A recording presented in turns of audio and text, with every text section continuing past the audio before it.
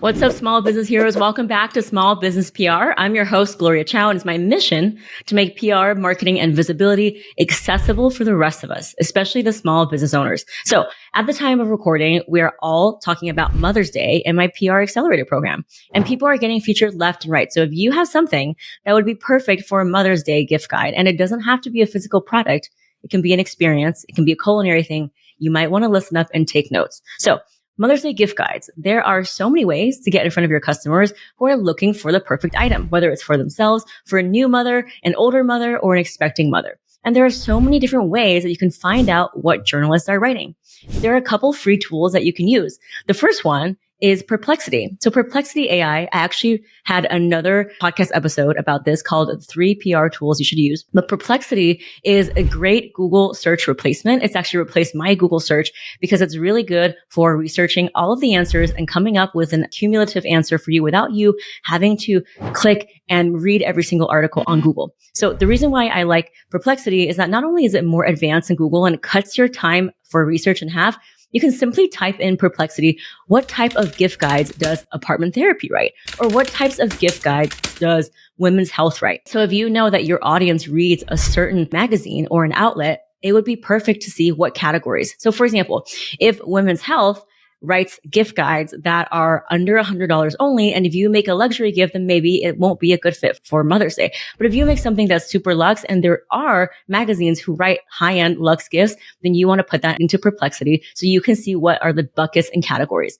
And be creative with this. Now, writers are churning out stories with the digital landscape. They're churning out stories every single day. So there's not just gifts for mom, a general category, but there's like gifts for vegan moms, gifts for yoga moms, gifts for outdoor moms, gifts for book lover moms. Do you know what I mean? So I promise you, there are literally so many different ways that you can make your product or experience fit. I'll give you an example. We had someone who is a boudoir photographer. Now, it might not be the most traditional gift that you might think of when it comes to Mother's Day, but she was able to get featured and well and good for a self-care Valentine's Day gift guide. So along the same vein, think about what you can do for Mother's Day that maybe is out of the box, but could be a Mother's Day gift guide. It could be sauces, it could be wines, it could be spices, it could be apparel, fashion, books, accessories, knowledge, health, all of those things. So I encourage you to think outside the box. Another way you can find out what journalists are writing is subscribing to their Substack. Now, Substack is a gold mine for finding out what journalists are writing before it even hits the stands.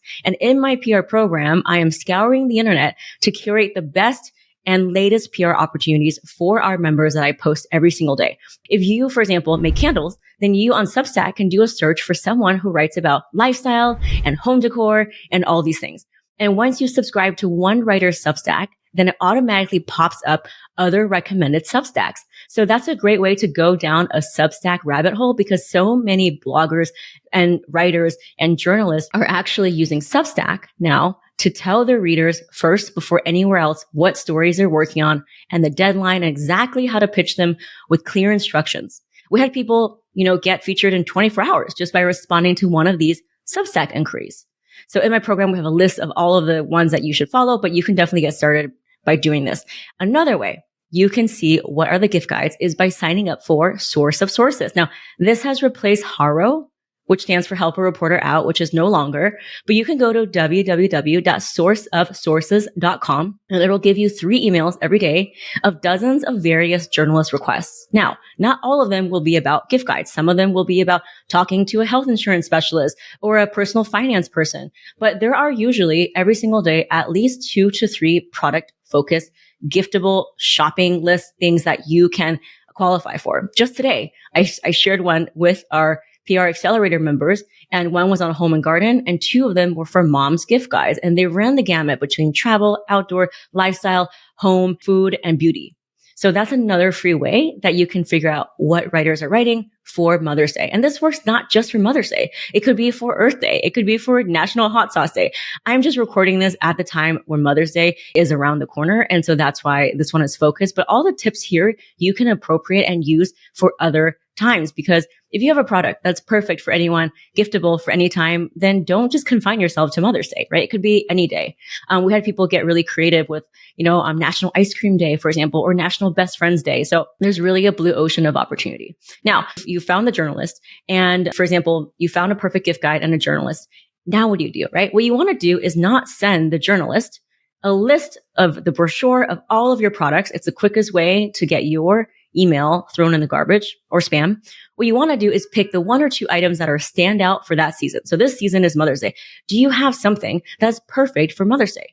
Now, Mother's Day comes around time of Q2. So we're talking about spring, summer things, maybe something fresh, citrusy. If you're doing skincare, maybe not something that's super oily and heavy. If you're doing food and wine, maybe something that is about, outdoor spring floral. We actually have someone who's an independent baker in Vermont, and she makes floral inspired macaroons.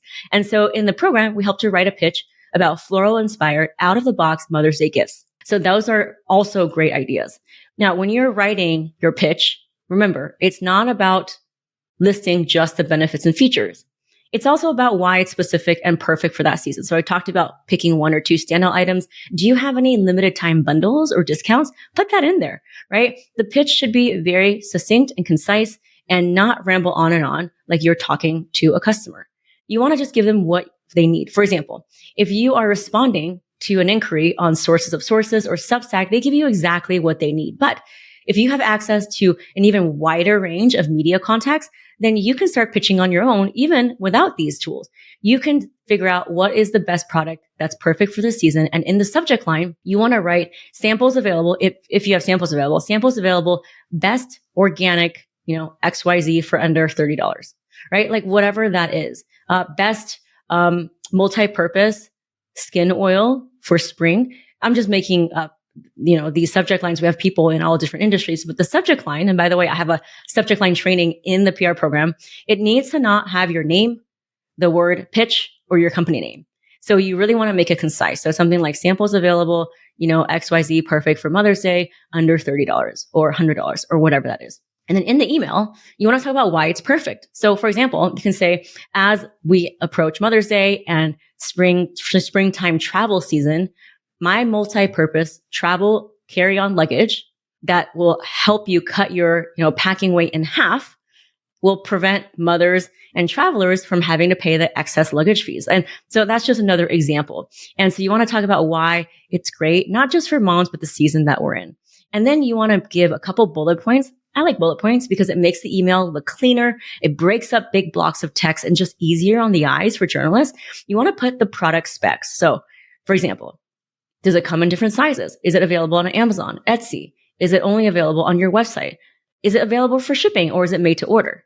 Right? All of those things they're going to want to know. So the more information you can give them that's relevant to the consumer, how many days for shipping? How much is it for shipping? Is it waitlist only? All those things and the pricing and where they can get it. You want to put all of that there. And I also like to put one photo. Now, don't put a huge photo. It's going to, obviously trigger their spam filter. It's going to have a really big size to download. What you can do is have a compressed but high quality version of one photo. And that one photo, by the way, can be 2 photos that you put into Canva, which is a software for graphic design.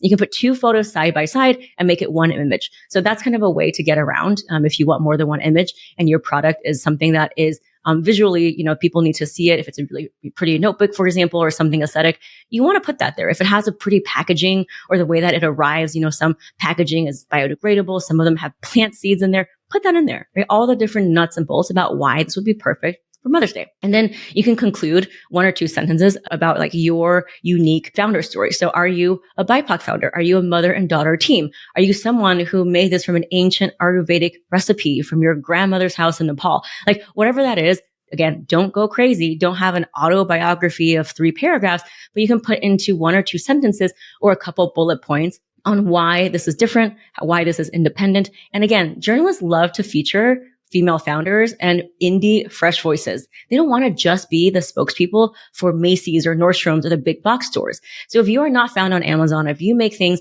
in small batches or you only locally source ingredients, say that in there, right? If you are different than anyone else because instead of using certain materials, you're using better materials, put that in there. So there you have it. That's kind of how the pitch is. And in the program, I have over 50 proven templates of all the ways you can become a better writer to get that yes. And we actually audit your pitch and I help you write your pitch. But this is kind of the 20,000 foot level of how I would pitch. Now, a couple things. Make sure that if you have something that's like, has a sample that you're willing to offer that. A lot of times the writers will want to try and see it before they recommend it. Now, be careful of fake influencers wanting free merchandise from you that's not really from a legitimate source. So you want to vet to see what's the outlet and if it's really going to move the needle for you if you're offering a sample that is going to be costly. Now, if you have something that is a little bit lower cost to manufacture, then you can be a little bit more lenient with how you offer the samples. But if you make some really luxurious, let's say perfume, right? And again, you can give them like a little sample size, but if you make, speakers, you're not going to give them a sample of speakers, but you can give them a behind the scenes look or a video of the speaker experience. So those are kind of all the things that I would put in there. I wouldn't go crazy with all the customer, testimonials that you can link to. What I like to do is wrap up the email and say, would this be a fit for your audience? Happy to send samples, and then put a hyperlink where they can find out more. And that way you don't have to burden the journalist with reading through too much. And then that way they can click and find out more. So those are all the ways that the email can stand out and have all the different ways for the journalist to quickly decide, yes, this is a fit or this is not a fit. Now, a lot of people ask me, okay, I sent an email. Now what? So guess what? It's a numbers game, just like anything, pitching for wholesale and pitching for customers, right? So you want to send to a lot of people, and journalists are not always going to respond. But I've talked to so many journalists, and we actually have top-tier journalists in our program who actually tell us, behind the scenes, here's what my inbox looks like. Here are examples of good and bad pitches. And what they will always say is that even though they don't respond to every single person, because that would be ridiculous, they would be spending all their time doing that they have a meticulous way of filing away categories. So just because you don't get a response doesn't mean that the journalist didn't tag your item for a future story, because you never know when they're going to be tasked with something, they're going to go back to their inbox and do a quick search and boom. I've seen that happen over and over again. So don't worry if you don't hear back right away. Another pro tip, and I say this as well in my PR program, is you want to install an email tracking software. So I use Google and I use Chrome extension. You can type in, email tracking device. And that way it just tells you if a journalist is opening your emails or not. So you don't have to make a big drama in your head about, oh, it's being opened or that person hates me. A lot of times it could be a deliverability or an out of office issue. And that way you can just keep pressing send until they open it. Now, if they open it and they don't respond, what I love to do is actually send a follow-up on social media. And I give you all of their social media handles and information in our extensive global PR database in our program, which has over 172 categories. But you can find these people on Instagram if you kind of do a search. And what I like to do is drop them a really nice note and say something like, hey, I love that you covered XYZ. If you're doing a gift guide segment for Mother's Day, I sent you an email that I think would be perfect for your audience. So give them a compliment. Journalists are people, after all. Engage with your content, right? And then what I would like to do is I have this I like things that come in threes. So I would do 3 follow-ups once a week. And if you don't hear back after the 3rd time, you know what? It's all good. Move on. However, a way to keep reviving the conversation is by refreshing the angle. So just because the Mother's Day pitch for one journalist out of the 10s or 20s that you didn't hear back, it doesn't mean that it's dead in the water. You can always go back and say, hey, now we're in summer back to school season. And since people are looking for X, Y, Z, this would be perfect. Or you can say something like, hey, just wanted to let you know that we recently secured a partnership with this, major outlet. Or, hey, by the way, we just did a collab with this well-known household name. Or, hey, we just sold out of our bestseller. So those are all the ways to keep the journalist up to date about what you're doing without it being monotonous, like a, hey, following up, hey, just pushing this up, right? So again, you can follow up, install an email tracker, and try to refresh your angles because the news cycle and the times are always evolving. Now, a lot of you say, okay, well, what if the journalist says, oh, well, it's not a fit, right? And I always say that's really good because first you hear silence and then you get a no and then you get a yes. So if they say it's not a fit, then you would say, thank you so much. I love your articles. I'm going to keep following you on Substack and Engage. Let me know if you're ever covering this because my product would be perfect for back to school or winter season as well. So even just getting that response, even if it's a no, it's a sign that you're getting somewhere. Trust me, I've seen this happen hundreds and hundreds of times. First, maybe you get a couple silences and then you get no's and then you get a yes.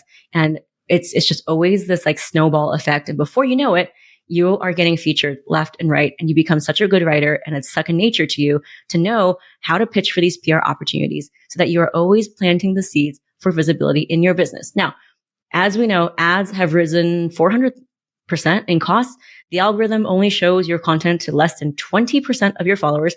So SEO and building that credibility through PR is the only way that we can weather the storms of any economy. We can have longevity in making sure that people see our things, but also trust our product enough to compete with a bigger brand, right? It's all about that. So those are some quick and dirty tips for Mother's Day. I hope that this has helped you. There are so many ways and seasons and dates that you can pitch for. And in our program, we have a calendar of all the different dates. But just because Mother's Day may be over, if you're listening to this afterwards, does not mean that you don't have an opportunity. There's literally a blue ocean of opportunities waiting for you.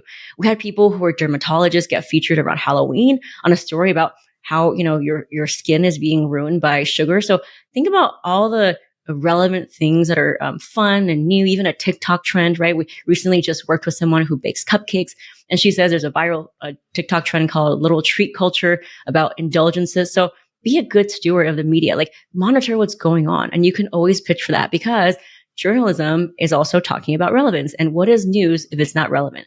And as the news cycle evolves, so can your story. And no, you don't have to make a new product. You can have one product, but pitch for many different seasons. I've seen someone make one product and adapt it for all different things. She makes a home decor box. She got featured in apartment therapy. She got featured in Martha Stewart Living. And, one of the headlines that she got featured in was like, best gifts for the newly divorced dad in your life. And the other one was how to give a gift for the hostess with the mostest. And another one was how to give a gift for your mom who loves cooking. So just because you have one product or a limited suite of products, or even if you don't make your products, doesn't mean that you automatically are disqualified for getting into these gift guides. Now, it's such a great and straightforward narrow ROI to get into a gift guide, because who's actually looking and clicking on that article unless they kind of want to buy something, right? Like if I'm looking for travel accessories, I'm not going to be clicking on an article for travel accessories unless I'm actively ready to buy. So the buyer intent when someone is reading one of those gift guides is 1,000 times higher than a random person on Instagram who happens to see your post. So think about it that way. When you think about how can I work smarter and not harder in my business? And how can I really leverage the power of PR? Because remember, there are so many podcasts, outlets, radio, TV, so many different forms of media who are looking for content, and you're simply doing them a favor to pitch the right way. So if you love this episode, check out my other episodes. I'm constantly giving you all the latest tips on how independent small businesses and entrepreneurs can get featured without an agency. It's absolutely my mission to advocate for the rest of us, because I think for the longest time, PR has not been made as accessible or available for a lot of us. And it's really our time to be seen. So step into that frequency, own your power, and say, fuck yeah, I deserve to be featured. I actually have a Post-it note that I tell all of our new members to write and put on their computer. And I want them to write this phrase, which is, everything you want is on the other side of the send button. And it absolutely is true. When you flex your muscle to press send more often than not, you will go after so many opportunities, because your business needs you to be its number one advocate, to be its number one cheerleader. So keep pressing that send. And before you know it, the yeses and the PR wins will be coming in. Now, if you know of another small business owner who could benefit from this episode, please send it to them. And as always, I so appreciate you being here. I really don't believe in any coincidences. So I really think that there's a reason why you are connected to this podcast and you're listening.